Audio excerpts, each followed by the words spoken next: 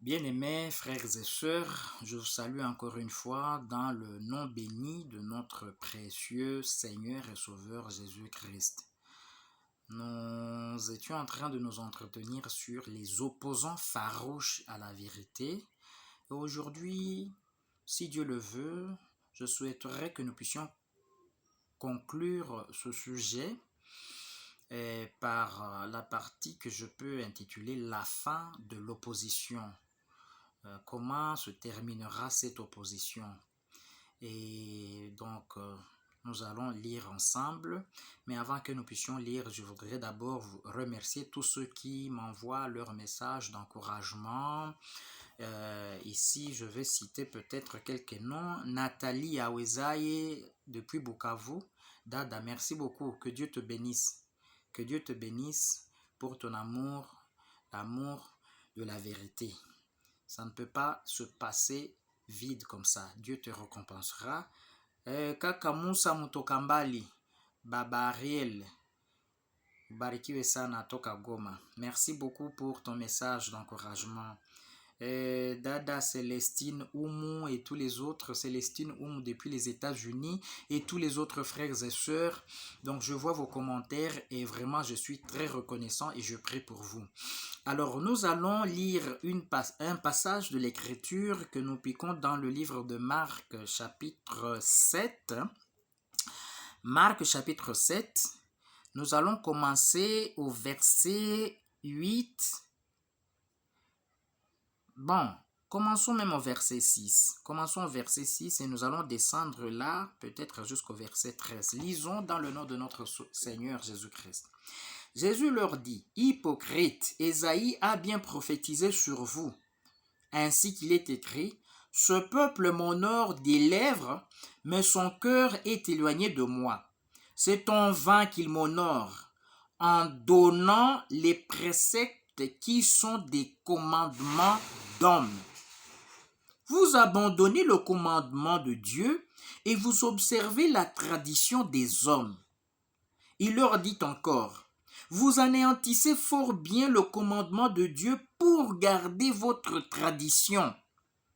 Car Moïse a dit, « Honore ton père et ta mère, et celui qui maudira son père et sa mère sera puni de mort. » Mais vous, vous dites, « Si un homme dit à son père ou à sa mère, « Ce dont j'aurais pu t'assister est corban, c'est-à-dire une offrande à Dieu. » Vous ne le laissez plus rien faire pour son père ou pour sa mère, annulant ainsi la parole de Dieu par votre tradition que vous avez établie, et vous faites beaucoup d'autres choses semblables. Père très saint, nous te remercions pour ce privilège que tu viens de nous accorder de lire ta parole parce que nous nous croyons déjà bénis, car il est écrit « Heureux celui qui lit et celui qui entend les paroles de la prophétie de ce livre, car le temps est proche. » Oui Seigneur, nous le croyons. Nous croyons que le temps est proche et nous disons Maranatha. C'est pourquoi nous te prions de nous bénir maintenant en nous parlant. Adresse-toi à nous, Seigneur, adresse-toi à nos cœurs et touche nos âmes. Au nom de Jésus-Christ, Amen. Mes bien-aimés frères et sœurs, je pense que nous venons de lire ensemble. Nous venons de lire ensemble les gens qui honorent Dieu des lèvres. Ce peuple m'honore des lèvres, mais son cœur est éloigné de moi. Écoutez maintenant. C'est en vain qu'il m'honore en donnant des préceptes qui sont des commandements d'hommes. Amen. La meilleure façon d'honorer Dieu, c'est d'obéir à ce qu'il te dit, mon frère, ma soeur. Tu ne peux pas être rebelle à Dieu et puis prêcher partout, à tout bout de champ, que Dieu est bon, Dieu ton contrôle, il m'a béni. C'est ce que Dieu appelle l'honorer des lèvres, mais ton cœur est éloigné de lui. Et il explique comment. Quand tu obéis au commandement d'homme, plutôt que d'obéir à la parole qui est sortie de la bouche de Dieu, toi tu choisis d'obéir à ce que des hommes te disent et tu rejettes ce que Dieu dit. Tu l'honores des lèvres, mais ton cœur est éloigné de lui. Tu es un opposant de Dieu. Et aujourd'hui, nous allons voir comment finira cette opposition. Quelle sera ta fin?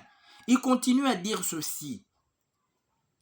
Vous abandonnez le commandement de Dieu et vous observez la tradition des hommes. Est-ce que vous voyez ça? Maintenant, les traditions des hommes, il y en a. Les hommes ont établi leur credo, leur dogme. Et les gens, ils sont à l'aise dans les dogmes des hommes, dans les traditions des hommes, mais quand vous leur prêchez ce qui est sorti de la bouche de Dieu, il faut voir avec combien farouches ils sont pour repousser ce qui est sorti de la bouche de Dieu. Parce que ce qui est sorti de la bouche de Dieu, Dieu a instruit que ça soit écrit. Nous allons même lire que toute écriture est inspirée de Dieu. Donc, quand moi je vous lis ce que Dieu a instruit que ça soit écrit, mais ça ne m'engage pas, ça engage Dieu. Et quand vous vous opposez, vous y opposez, ce n'est pas à moi que vous vous opposez à Dieu. Hein?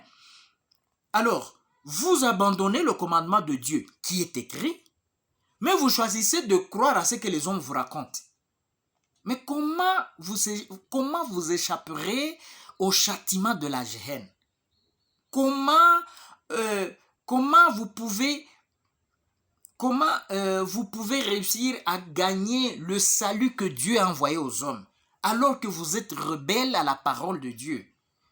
Il dit ceci, vous abandonnez le commandement de Dieu et vous observez la tradition des hommes. Donc vous comprenez qu'il y a la parole de Dieu, c'est la parole de Dieu. Les traditions des hommes, donc tout ce qui n'est pas venu de Dieu, c'est venu des hommes. Ça vous met en opposition avec Dieu parce que la parole de Dieu d'un côté, les traditions des hommes d'un autre. Ce sont les deux choses qui sont en opposition depuis le jardin d'Éden. Je vais vous montrer ça. Nous allons lire ça ici. Il leur dit encore, vous anéantissez fort bien le commandement de Dieu pour garder votre tradition. Maintenant, écoutez, car Moïse a dit, honore ton père, Maintenant, allons au verset 11. Mais vous dites. Vous voyez maintenant, Dieu dit, mais vous dites. C'est ça l'opposition. Hein? Dieu a dit, le jour où tu en mangeras, tu mourras. Le serpent dit, non, tu ne mourras point. Dieu dit, mais vous dites. Vous comprenez? Dieu a dit à la femme, tes désirs se tourneront vers ton mari, mais lui dominera sur toi. Mais vous dites, non, l'homme et la femme sont égaux. Mes frères et sœurs, quand Dieu parle, c'est ça même son autorité. Quand vous vous opposez à ce qu'il dit, donc vous vous opposez à Dieu. Dieu dit, mais vous dites, Dieu dit, l'homme est le chef de la femme. Mais vous dites, la femme et l'homme sont égaux, ou la femme peut être même le chef de l'homme. C'est le serpent. C'est le serpent. C'est ça l'opposition farouche à la vérité. Hein? Dieu dit, mais vous dites. Les enfants de Dieu devraient seulement dire Amen. Quand Dieu parle, c'est Amen. Il n'y a plus de réflexion, il n'y a plus de théorie à développer. C'est Dieu qui dit. Ce n'est pas un privilège pour l'homme d'être le chef de la femme. Hein? Dieu dit, femme, soumets-toi à ton mari. Ce n'est pas un privilège. Quand la femme se soumet à son mari, ce n'est pas l'homme qui doit exiger ça, ou ce n'est pas l'homme qui a exigé ça. La femme se soumet à son mari parce que Dieu a instruit comme ça. Quand Dieu enjoint à l'homme d'aimer sa femme, quand l'homme aime sa femme, il ne l'endette pas. Tu vois comment je t'aime, alors toi tu dois... Non, tu aimes ta femme parce que tu dois craindre l'Éternel qui a dit que Marie aime ta femme comme Christ a aimé l'Église et s'est offert lui-même pour elle. Donc, l'homme doit aimer sa femme jusqu'au sacrifice suprême. Et quand il le fait, ce n'est pas la femme qui doit lui payer, qui lui doit quelque chose. C'est parce qu'il obéit à Dieu. Vous comprenez? Et pour les enfants de Dieu, il n'y a plus de philosophie à développer là-dessus. Il n'y a pas de théorie. Dieu dit Amen. Mais les opposants à Dieu, Dieu dit ceci, eux aussi disent autre chose. L'homme, Dieu dit, c'est pourquoi l'homme quittera son père et sa mère et s'attachera à sa femme, pas à son homme. L'homme quittera son père et sa mère, s'attachera à sa femme, pas à son homme, pas à un autre homme. Mais vous vous dites, non, l'homme peut marier même un autre homme, ils sont toujours enfants de Dieu. L'homme peut marier même un chien, même un cheval ou une chienne ou une jument, ils sont toujours enfants de Dieu. Donc Dieu dit, mais vous vous dites. C'est ce que nous lisons ici. C'est ça la rébellion. C'est ça s'opposer farouchement.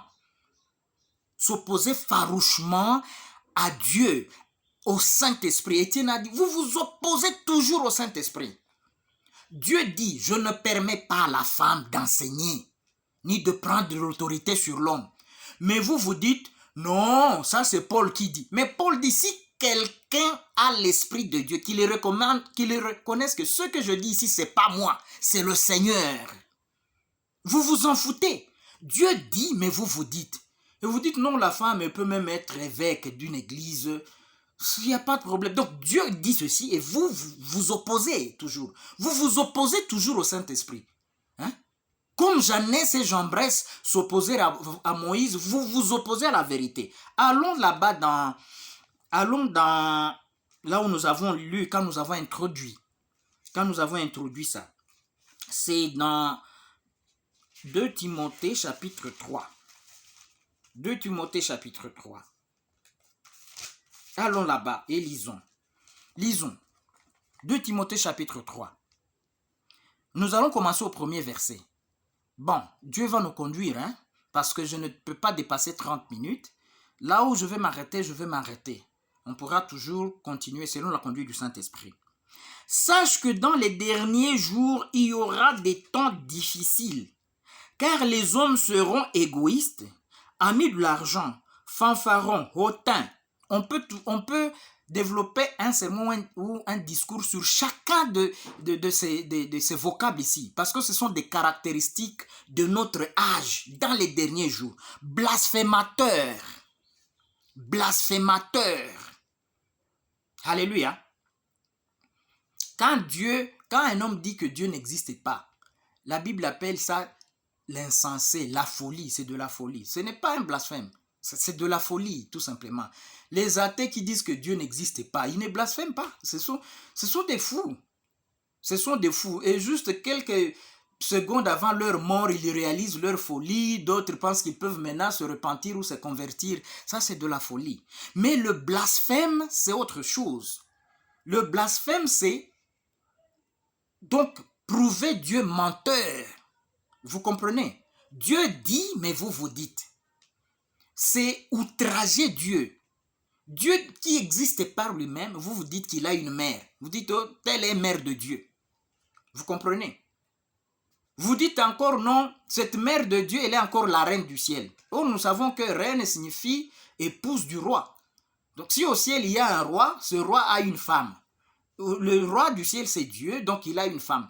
Tout ça, ce sont des blasphèmes. Et l'Esprit avait déjà prévenu que les hommes seront blasphémateurs. Ils n'auront pas peur d'outrager Dieu. Ils n'auront pas la crainte de l'Éternel jusqu'à l'outrager courageusement. Courageusement. Continuons à lire. Rebelles à leurs parents.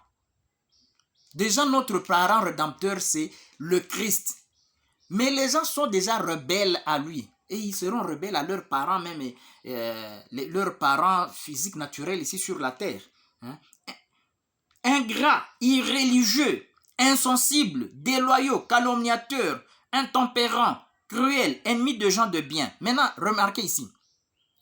Traîtres, emportés, enflés d'orgueil, aimant le plaisir plus que Dieu. Là, Jésus était en train de parler avec des pharisiens et des sadducéens. Les gens qui l'honorent des lèvres seulement. Mais quand Dieu dit ceci, eux disent autre chose. Est-ce que vous comprenez? Donc ce sont des religieux. Ce sont des gens, c'est pourquoi si vous voyez, Ils aiment le plaisir plus que Dieu. Ici, il faut garder ce que l'Écriture dit. L'Écriture ne dit pas qu'ils n'aiment pas Dieu. L'Écriture dit que ils aiment, ici c'est le comparatif de supériorité. Hein? On ne va pas entrer dans la grammaire, mais même déjà avec la grammaire, vous pouvez comprendre. C'est-à-dire qu'il y a deux choses qu'on aime, et on aime l'une plus que l'autre. Est-ce que vous me comprenez? On aime l'une plus que l'autre. Ils aiment le plaisir et ils aiment Dieu, mais c'est le plaisir qui prend la première place. Donc, ce ne sont pas des athées, ce sont des gens qui ont la prétention d'aimer Dieu, de servir Dieu, mais Dieu n'est qu'au niveau des lèvres. Mais dans leur cœur, c'est le plaisir. Même dans leurs églises, ils entrent dans l'église, ils accordent le temps à la danse, au chant. Ils ont même importé les danses mondaines dans l'église pour satisfaire l'appétit de leurs fidèles. Hein? Les mêmes danses des boîtes de nuit, ils ont importé dans l'église. Quand ils dansent, ils ont de plaisir. Quand il est le temps de prêcher, le prédicateur prend déjà plus de 15 minutes, il commence à se lamenter. Parce qu'ils n'aiment pas, ils aiment leur danse, leur chant et toute l'ambiance des plaisirs. Mais quand c'est la parole, ça les gêne. Et surtout si la parole peut être la vérité. Et là, ils vous diront, ne nous prophétisez pas des vérités. Alléluia. Dites-nous des choses flatteuses. Prophétisez-nous des chimères. Vous comprenez? Ils aiment le plaisir et ils aiment Dieu. Mais c'est le plaisir qui occupe la première place. Ce sont eux les opposants de la vérité. Vous ne pouvez pas leur dire d'ignorer Dieu tout simplement. Ignorez tout simplement Dieu si vous le voulez. Dites, non, Dieu, il est au contrôle, c'est lui qui me bénit, et tout. Ils veulent avoir Dieu et ils veulent avoir les plaisirs du monde. Et ce sont les plaisirs du monde qui occupent leur être. Et Dieu reste au niveau des lèvres, aimant le plaisir plus que Dieu. Alléluia. Que Dieu vous éclaire là-dessus.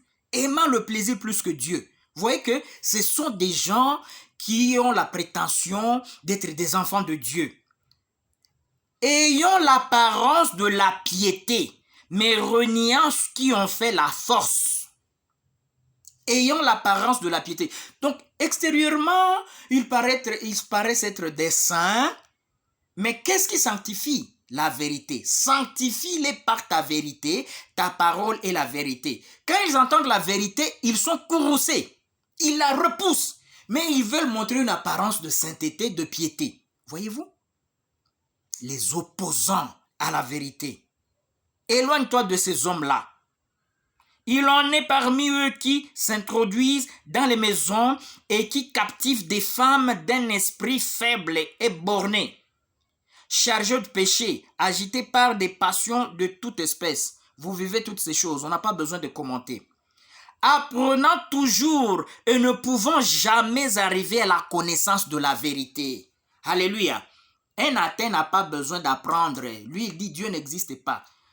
Lui, il est classé dans la catégorie des fous. Ce sont des petits embrouillés. D'ailleurs, d'autres athées le sont devenus par des déceptions qu'ils ont eues des religions. Les religions qui ont tué, qui ont massacré, qui ont pillé des peuples. Il y a l'Église catholique a été chassée en Russie à cause de la maltraitance, à cause de sa méchanceté contre le peuple, des injustices sociales, on a chassé. Et d'autres sont poussés plus loin pour dire que Dieu n'existe pas. Parce que si Dieu peut être aussi méchant, soit Dieu est méchant, soit il n'existe pas. Donc d'autres sont devenus athées parce qu'ils ont été déçus par des religions, par des églises. Regardez l'église islamique, comment elle a tué. C'était la même méthode que les Romains. Imposer les gens que on va te tuer si tu ne crois pas, si tu ne deviens pas notre fidèle. Et tout cela poussait certains à l'athéisme. Donc ça, c'est la folie, l'incompréhension des hommes. Mais ici, il est question de ceux qui ont l'apparence de la piété, de ceux qui disent qu'ils sont des disciples de Jésus, ceux qui suivent Dieu, alors que dans leur cœur, ils sont ses ennemis, ses opposants. Dans leur cœur, ils disent n'existe pas. Nous sommes plutôt les Yankees, les clairvoyants. Nous allons dominer les autres en utilisant le nom de Dieu. assassin au nom de Dieu. Hein? Je continue la lecture. De même que Janès et Jambres s'opposèrent à Moïse, de même ces hommes s'opposent à la vérité, étant corrompus d'entendement, réprouvés en ce qui concerne la foi. Mais ils ne feront pas de plus grand progrès, car leur folie sera manifeste pour tous, comme le fut celle de ces deux hommes. Pour toi, tu as suivi de près mon enseignement, ma conduite, mes résolutions, ma foi, ma douceur, ma charité, ma constance, mes persécutions, mes souffrances. À quelles souffrances n'ai-je pas été exposé à Antioche, à Icône, à Lystre? Quelles persécutions n'ai-je pas supportées? Et le Seigneur m'en a délivré toutes. 12. Or, tous ceux qui veulent vivre pieusement en Jésus-Christ seront persécutés. Vous comprenez? Tous ceux qui veulent vivre pieusement en Jésus-Christ seront persécutés. Or, ceux qui nous disent que c'est eux les dépositaires de la vérité, ce sont eux qui ont persécuté. Pierre n'a jamais persécuté quelqu'un parce qu'il n'avait pas cru en Jésus-Christ. Jamais. Au contraire, Pierre était persécuté. Vous comprenez? Les gens nous trompent qu'ils sont successeurs de Pierre. Mais Pierre, où est-ce qu'il a jamais été roi? Pierre, c'était un homme que même un capitaine, même un sergent pouvait jeter en prison. Mais aujourd'hui, ceux qui se disent successeurs de Pierre, ils ont l'autorité sur les rois de la terre, sur tous les généraux. Aucun généraux ne peut même le toucher. Vous comprenez? Hein? Vous comprenez le mensonge. Continuons la lecture. 13. Mais les hommes méchants et imposteurs, voilà, les imposteurs. Oh, moi je suis successeur de Pierre. Mais toi aussi, on doit voir qu'un jour on te jette en prison à cause du nom de Jésus. Qui peut te toucher, toi? Pierre, on le prenait chaque jour, on le jette en prison. Toi, qui peut te toucher pour te jeter en prison? C'est toi qui as jeté des gens en prison. Tu as brûlé les gens au bûcher. Tu es quel successeur de Pierre? Arrêtez de mentir comme ça. Mais les gens aiment les mensonges, tu auras beaucoup de disciples. Mais les hommes méchants et imposteurs avanceront toujours plus dans le mal, égarant les autres et égarés eux-mêmes. Eux-mêmes sont égarés et ils égarent les autres. Toi, demeure dans les choses que tu as apprises et reconnues certaines, sachant de qui tu les as apprises. Dès ton enfance, tu connais les saintes lettres qui peuvent te rendre sage à salut par la foi en Jésus-Christ. Amen. La connaissance des saintes lettres, c'est elle qui peut nous rendre sages à salut. Donc le salut est assis sur la connaissance des saintes, sur la sagesse. Et cette sagesse vient de la connaissance des saintes écritures. Vous ne pouvez pas dire que vous connaissez Jésus si vous ne connaissez pas les écritures. Les disciples d'Emmaüs marchaient avec Jésus, mais ils ne le connaissaient pas. Ils parlaient de Jésus du point de vue journalistique, social, un homme puissant devant les hommes et devant Dieu, ainsi de suite. C'était du journalisme. Mais Jésus n'est pas... Quand Jésus, lui, leur a expliqué Jésus, il est rentré dans les Écritures. Lisez là-bas qu'il a commencé par Moïse, puis les psaumes, puis les prophètes, et dans toutes les Écritures. Jésus est à rechercher et à retrouver dans les saintes lettres. C'est pourquoi il est écrit dans Luc qu'il leur ouvrit l'intelligence pour comprendre les Écritures. Comprendre Jésus, c'est comprendre les Écritures. L'esprit de Jésus, c'est l'esprit des Écritures. Si vous avez l'esprit de Jésus, vous parlerez les Écritures. Quand vous parlez, nous allons entendre Moïse, Ésaïe, Samuel, les Écritures. Alors c'est Jésus, parce qu'il est la parole. Vous comprenez? Et c'est ce que Paul dit ici. Les saintes lettres, tu les connais. Et il te donne la sagesse pour être sauvé. Le salut, ce n'est pas pour les insensés. C'est pour les sages. Quelle sagesse? La sagesse des saintes écritures. Alléluia. Et alors il dit, toute écriture est inspirée de Dieu. Amen. Et utile pour enseigner. Si vous voulez enseigner, c'est par l'écriture. Apportez l'écriture. Ne venez pas nous enseigner vos pensées, vous êtes éloquent, Hein? Vous pensez, vous êtes convaincant, ça ne nous regarde pas. Nous, dans le royaume de Dieu, c'est l'écriture.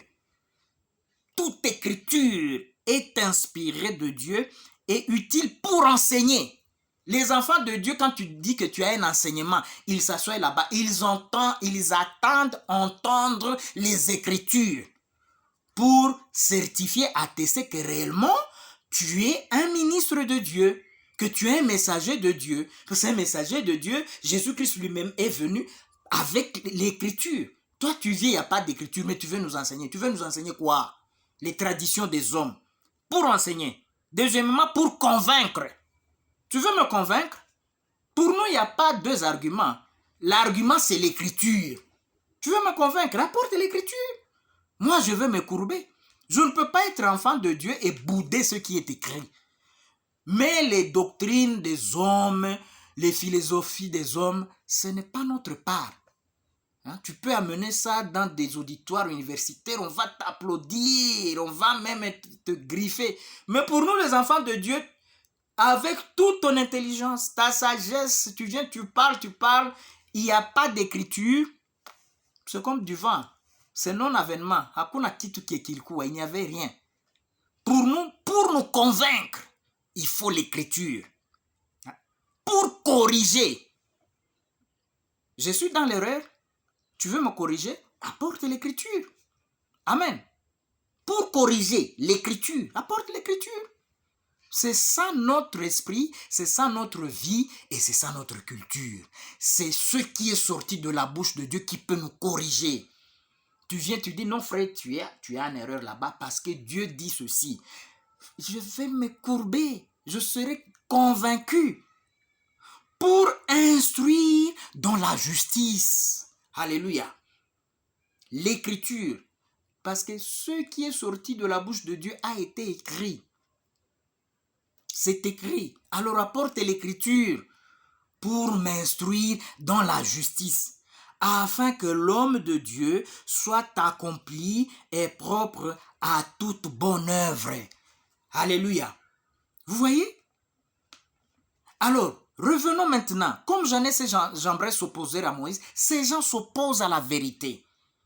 Et vous avez vu comment ils s'opposent. Dieu dit, et ils disent aussi. Donc, ils ont une autorité contre l'autorité de Dieu. Tu mourras. Non, tu ne mourras pas. Et aujourd'hui, maintenant, comme nous l'avons vu dans le précédent discours, que c'est une race. C'est une race. Tu mourras. Non, tu ne mourras pas. C'est une race des opposants. Depuis le jardin d'Éden, leur père, le serpent. Et maintenant, le premier héritier, lui aussi, Dieu vient, il exhorte. Tu dois suivre le sentier que moi j'ai prévu. Le sentier que ton frère Abel a suivi. Si toi aussi tu suis ce sentier-là, tu seras agréé. Il ne répond rien à Dieu, mais dans son cœur, il s'oppose, il méprise, il le rejette. Maintenant, qu'est-ce qu'il va faire par contre? Il va tuer son frère. Il manifeste qu'il est meurtrier. Que Dieu nous éclaire là-dessus. Il rejette le conseil de Dieu, il va tuer, il agit selon le penchant de son mauvais cœur. Nous allons lire une écriture.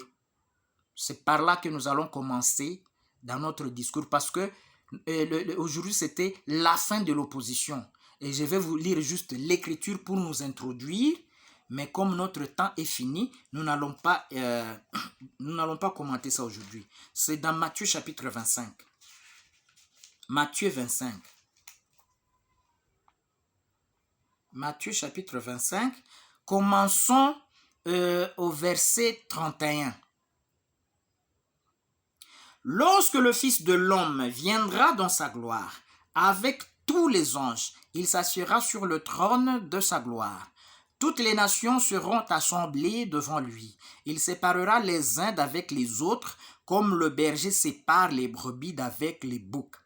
Et il mettra les brebis à sa droite et les boucs à sa gauche. Alors le roi dira à ceux qui seront à sa droite, « Venez, vous qui êtes bénis de mon Père, prenez possession du royaume qui vous a été préparé dès la fondation du monde. » Amen. Nous sautons au verset 41. Ensuite, il dira à ceux qui seront à sa gauche, retirez-vous de moi, maudits. Allez dans le feu éternel qui a été préparé pour le diable et pour ses anges. Le diable, c'est le premier opposant et c'est la source de l'opposition depuis le ciel. Et son représentant sur la terre, c'est le serpent. Et le serpent a une descendance. Mais voilà ce qui a été préparé pour eux. Nous y reviendrons. Que Dieu vous bénisse beaucoup. Aimez la parole de Dieu, aimez la vérité, c'est ça votre salut. Quittez les traditions des hommes et Dieu vous agréera. Merci beaucoup.